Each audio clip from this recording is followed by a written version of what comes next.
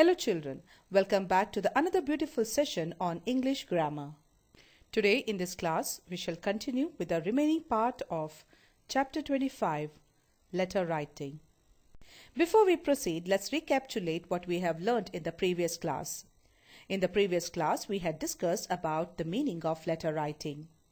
And we had also discussed about the different types of letters that we write. Letters can be informal or formal. Informal letters are also called as personal letters, and they are written to family, friends or relatives. The purpose of writing such letter is generally to share information, to express feelings or emotions, to send invitation, or to stay in touch with the relatives. Now let's learn about the formal letter writing in detail. Formal letters are also called as official or business letters. These letters are written to the people belonging to some institutions such as government institutions or business concerns. The purpose of writing such letter is usually to enquire, to complain, to suggest, or to place any orders. That means to say all the activities dealing with your work. Now let's see the features of formal letter. Formal letters are written for business or professional purposes with specific object in mind. It uses simple or formal language. That means to say the language used in the formal letter should be easy to read and interpret. And try to avoid using long sentences. Formal letters are shorter than an informal letter. Do not use contraction words like don't, I am, it's and so on. Be polite and respectful, even if you are complaining. 5 marks is allotted for letter writing.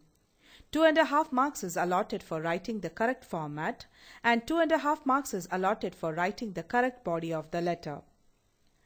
Okay, now let's see the outline of formal letter. Formal letter begins with sender's address. After writing sender's address, leave one line and then write date. After writing date, leave one line and then write receiver's address. Again leave one line and then write salutation followed by comma. After writing salutation, leave one line followed by subject. After subject, leave blank line followed by body of the letter. The body of the letter must include introduction, main content and summary. After body of the letter, leave one line. Then write subscription followed by comma. Again leave one line and do the signature and write name and designation if any. Now let's take sample formal letter. Write a letter to the newspaper editor highlighting the condition of roads in your area and suggest suitable measures. Based on the format, let's learn how to write a formal letter. A formal letter begins with the sender's detail, which includes name and address of the sender. The last line should contain the name of the city you are living in, followed by the PIN code. The sender's address must be properly punctuated. Here the address is Anusha KN, Street number 47, KBS Nagar, Shivamogga 577201. After that, leave one blank line and write the date. Suppose if you want to write a formal letter on 18th September. So it can be written as follows. 18th September, 2020. After date, leave one line and then you have to write the receiver's detail. Now receiver's detail includes the name and address of the receiver. Now in this question, the receiver's name is not mentioned.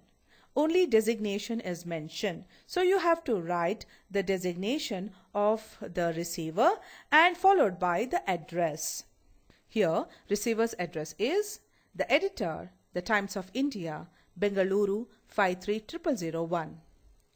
After writing the receiver's address, leave one line and then write the salutation.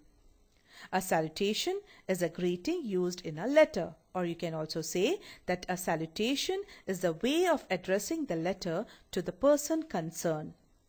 Generally, we use dear followed by the receiver's name. Suppose if the recipient or the receiver's name is not given or it is unknown, then we have to use sir or madam. In this question, the receiver's name is not mentioned. Hence, we have to use dear sir or madam followed by comma. After writing the salutation, you have to leave a line and then you have to write subject. The aim of the letter is mentioned in the subject. Now, what is the subject here in this question? Highlighting the bad condition of roads.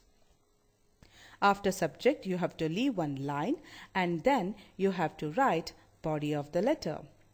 As we have already discussed that the body of the letter is divided into three parts: introduction, main content and summary. In introduction, we share the purpose of the letter. In main content, we convey all the necessary details.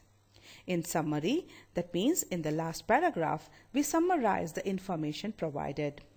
In this question, the body of the letter contains the following. Through the column of your esteemed newspaper, I would like to draw the attention of the concerned authorities towards the bad condition of roads in your locality. The condition of the road is very bad, with countless potholes, making the purpose of the road a failure. Moreover, things get even worse during the rainy season when potholes are not visible due to the poor drainage system and the areas become heavily accident prone. The residents are facing a lot of inconvenience due to the road condition. On behalf of the residents of KBS Nagar, I humbly request you to pass on this information to the concerned authorities and use the influence of your esteemed organization in getting the work done. I hope that you consider the request of the residents of this area and take proper action. Now children, remember that the language used here is formal and to the point. Now we have to end the letter. You can end the letter by taking the leave of the person by saying yours faithfully or yours sincerely. In the next line, you have to put your signature and then you have to write your name, and if you have any designation, you can mention your designation here.